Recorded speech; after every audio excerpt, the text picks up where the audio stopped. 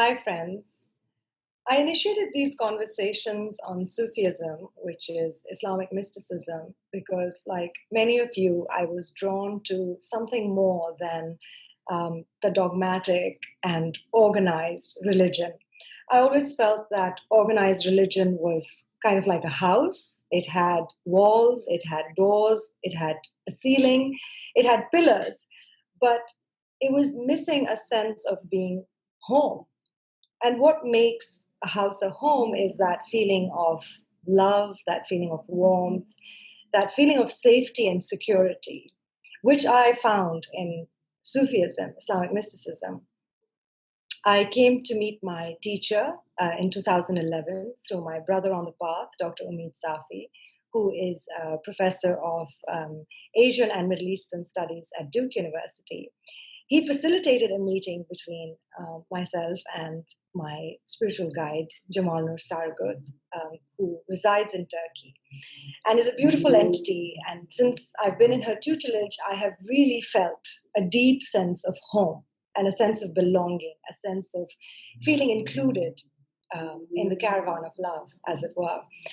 And as these things go, the more you think about something, as they say, the more the chances of it coming to pass happen. And I met Pouria Montazeri. Pouria is a filmmaker, a writer, a thinker, a speaker, a mentor, spiritual coach, and the founder of the school in the footprints of Rumi out of Boulder, Colorado. Pouria and I initiated a conversation over phone, and quite spontaneously it became a sohbet.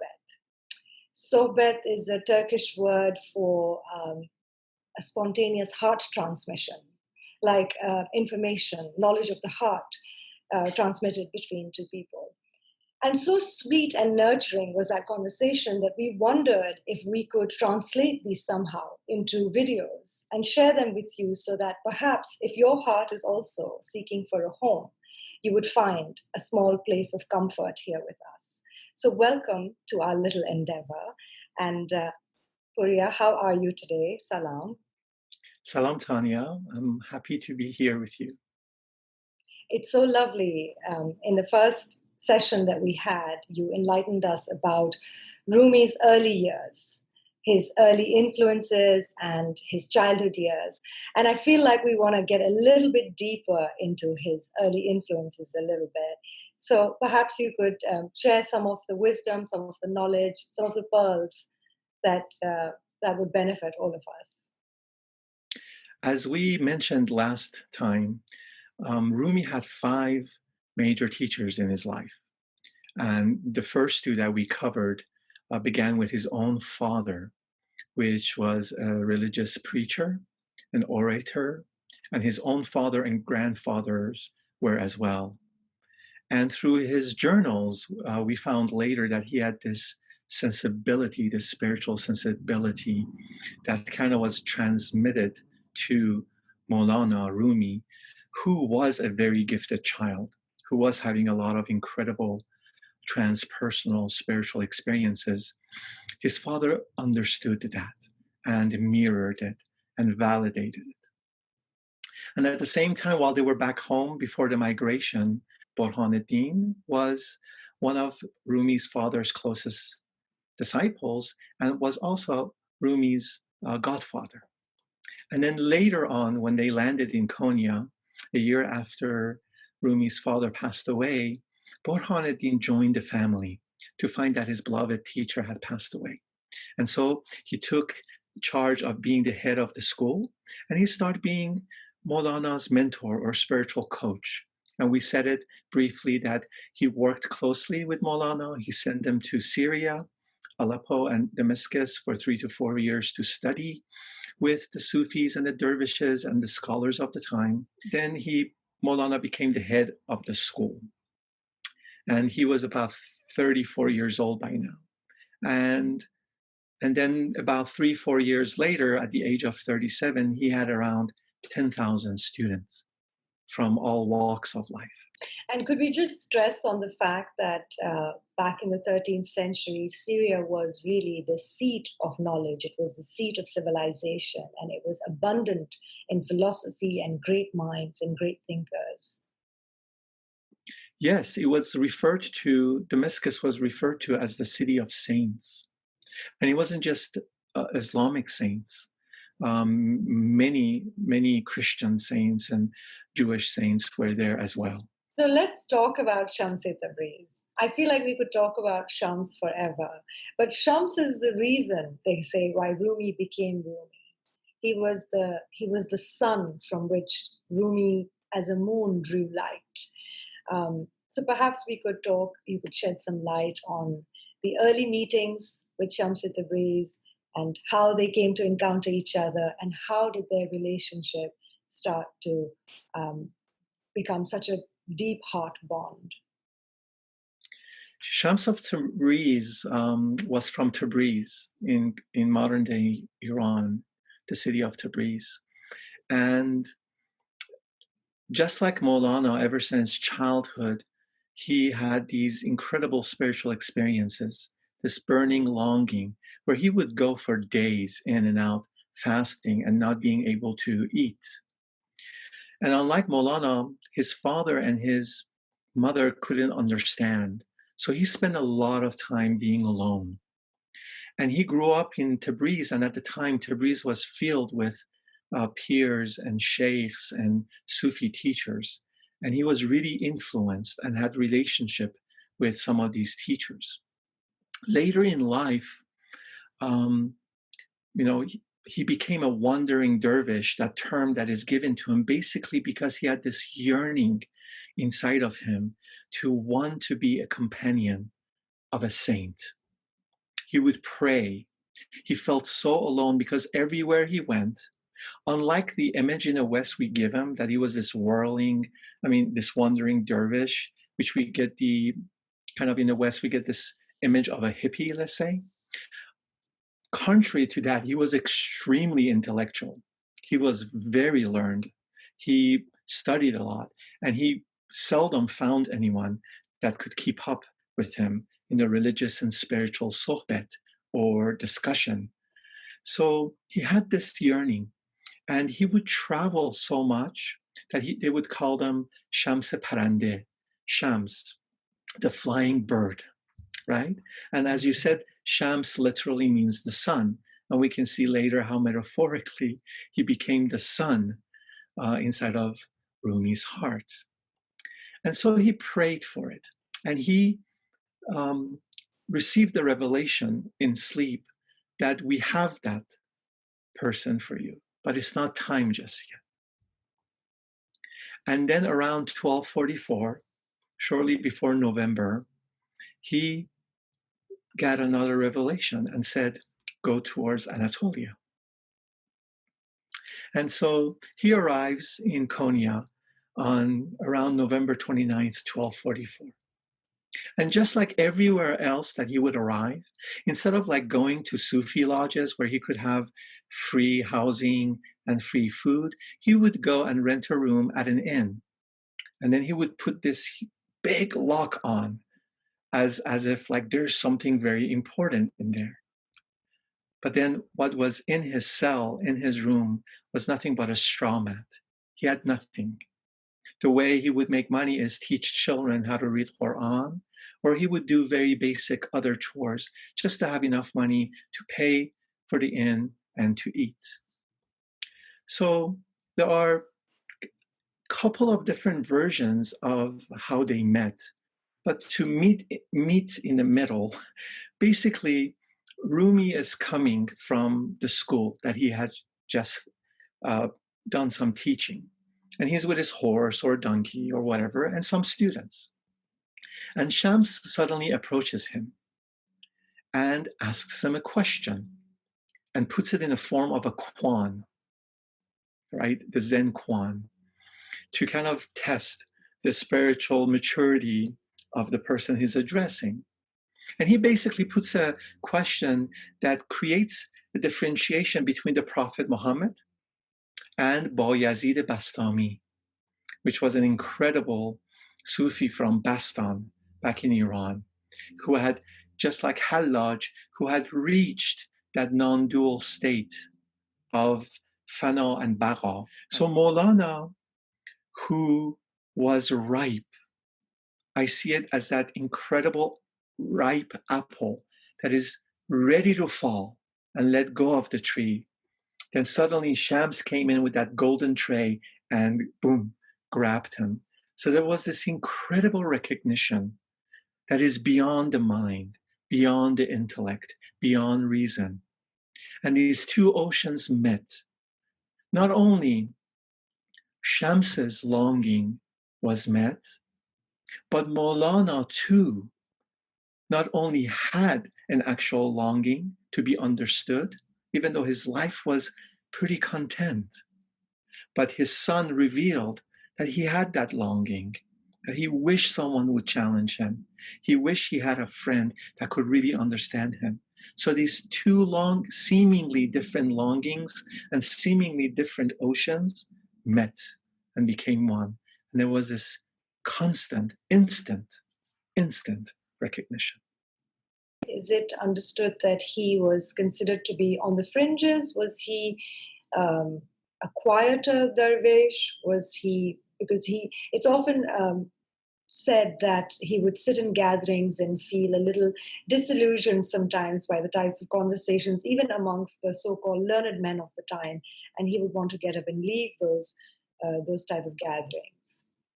So was he someone who was completely different, quite a contrast to Rumi himself? Both. On a deep heart level, they were very similar. On that longing, on that placeless place where they met, without a doubt. But on the surface, to me, they represent these two beautiful, valid, and necessary aspects or archetypes that we all have, that is required on the spiritual path. Rumi, in a way, if we were to kind of translate it, and we need to be careful with that, he would be like that very incredible, loving, compassionate, open, inter-religious, inter-spiritual being. That's why people of all faiths were his students. On the other hand, Shams was bold. He had what in Buddhism it's called that Vajra sword. He had this ability not only to see, but also cut the veils and go to the heart of the matter.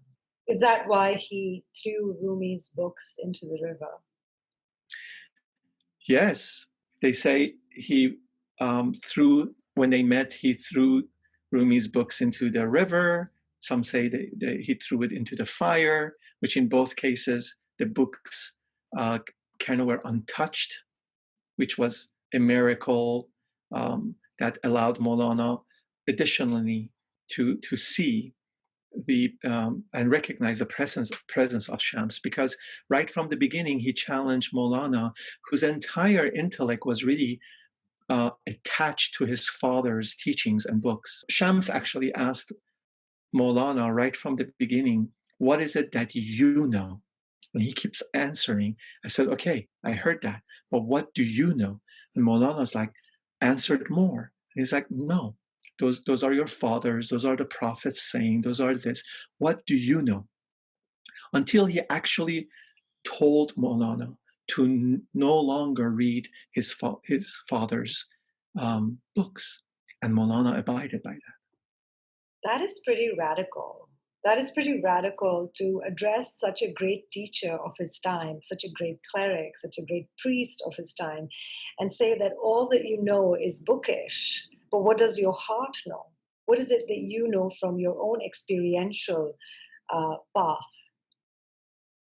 What you So just described is the path of Sufism, is a path of experience and true knowing. Knowing not from here, the locus being outside of you, but the locus and the compass being inside of you. And I think that message, there's not a better time, than what we're going through in the world right now. That challenges all of us to assess and reassess. What do we know? What are our values? And in that assessment, in that discernment, we get to filter out how much of it is borrowed, and how much of it is really mine.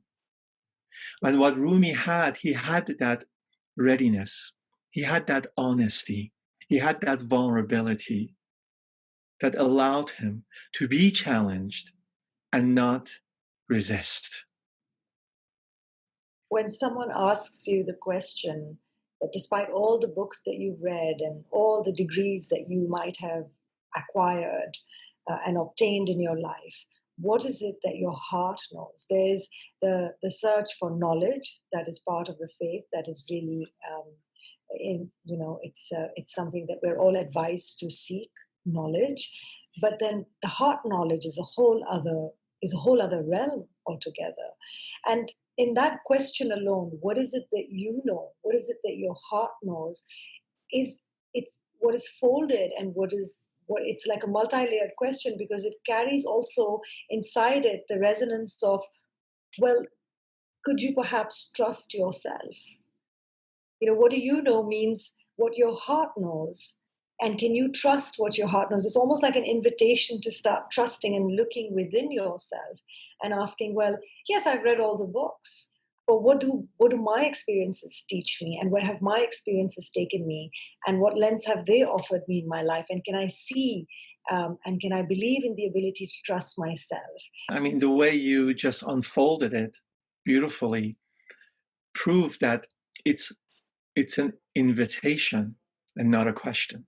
And that's, you discerned between questions that bring us up into our intellect, into the memory, into the things that we've accumulated, into the data and the information that we've gathered or inherited from outside of us. Those are questions. But then this quality of question that Shams provided Rumi, or the Sufi teachers, or true mystics and saints and teachers of any spiritual or religious tradition, pose, they're more an invitation to go in. And it is, I feel like, not just an invitation, within it is enfolded an entire skill. If I, as I'm to understand the path of mysticism, or the path of the believer, or the path of the lover, is to find faith, to find trust, to be able to surrender to the will of the one, the source, the Almighty. How do we ever get to that place until and unless we have at least peered into our own hearts and seen, or at least cultivated the ability to trust ourselves? That trusting ourselves, looking into our hearts, inquiring about what we know is also useful. It's also tangible. It's also going to aid us in our lives. Perhaps we don't need to look outside so much. We need to look within.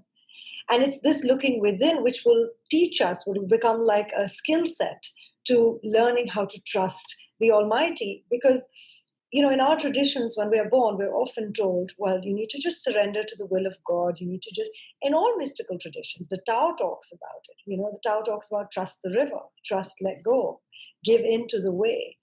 But how do you give in to the way? When we are growing up in a society, we grow up in a world where we are really taught to take control and take charge of our lives, which is important. I would never disregard that. But at the same time, we have to, as human beings, find that really fine balance of being in charge, of being in control, and also being able to let go, trust, and surrender.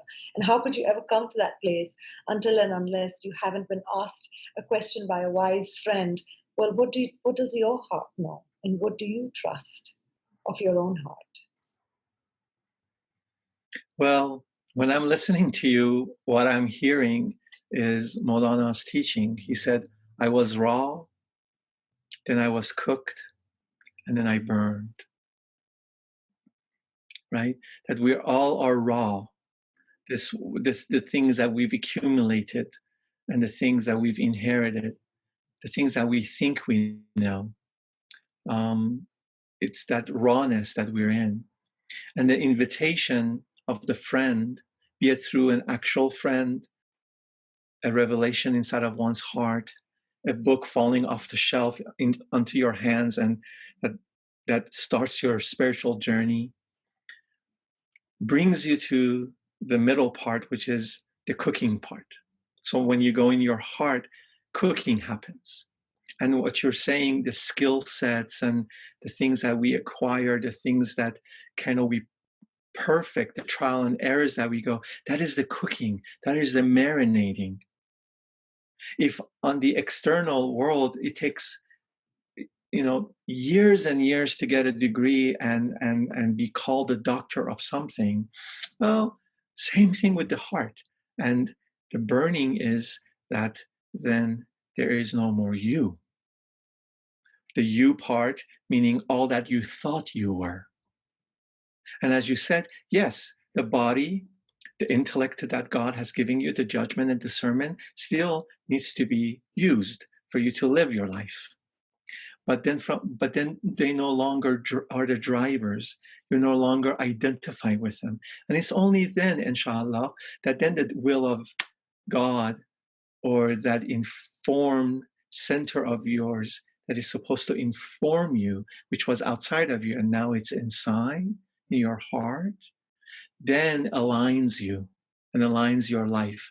And one thing that is important, I mentioned here briefly, is that in Islam and in Sufism, the nafs, that lower self, that ego, that constructed identity, is not to be killed, is not to be gotten rid of, is to be transformed from its base level into its higher level. And it's that transformation, because we do need the ego to function as long as there is a body here. So, of course, it's that gets refined through this cooking. I love this. And might I also add that though the process is a process, an invitation to that cooking and the burning of the heart, that by no means is that an easy process. And while we're in it, we are just completely ridden with riddled with conflict, and it's difficult. But we persist because what choice do we have? We persist because we want that. We want to turn that reality into a sweet-smelling, fragrant garden. But it is by no means an easy task.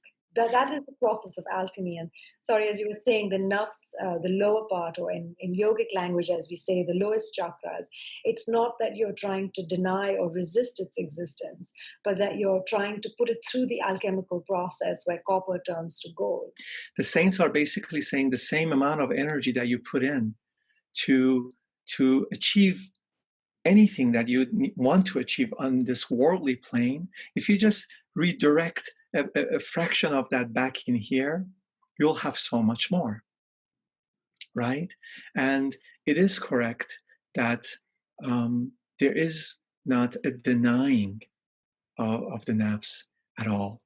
We're just being invited to re-identify ourselves from things that are not who we are with who we are. And beautifully, as you said, the art of alchemy is the copper or the lead turning into gold. But the lead is not the one doing the alchemy. The copper is not doing the alchemy. So that is where humility, surrender, and solitude and silence and quiet is required, because it's not me. If I were able to do it myself, Einstein said, you can't solve the problem with the same mind that created it. I think something that in that maturation of the heart we recognize that an organic humility is given life to is understanding that we can do our best, but it's grace that does the alchemy. And that space to forgive, that space to give yourself room, and you talked about this in the last video, that we can fall off the track, but then not to be hard on oneself and then to restart all over again, but to know that even falling off the track is part of the journey. It's part of the path. Yes, and just as I said, that part of us that is criticizing is the nafs criticizing itself. You see, it's like we're invited to come out of this dynamic and to see it clearly. That even the bluff of kind of self-hatred and self-blame and self-guilt is created by that which is blaming and that which is kind of shaming. And we are not going to get out of this cycle until somehow we find a way, by self-observation, by mindfulness, by meditation, by yoga, by all of these contemplative practices, to cultivate an observer and a witness in us that could call the bluff when that blame, shame, guilt comes up. Then I will see naturally that the falling off the wagon or joining it again is all welcomed. But that part that likes to make a big deal and play these shaming games and make us feel all bad, that comes from that same part that we're trying to detach from, and from the observer see it, which is not who we are. But it seems like that because currently we choose to identify with it because that's all we know now. And Rumi comes and all saints come and say, no, you're more than this. Just give it a little time. And that's the beginning of freedom.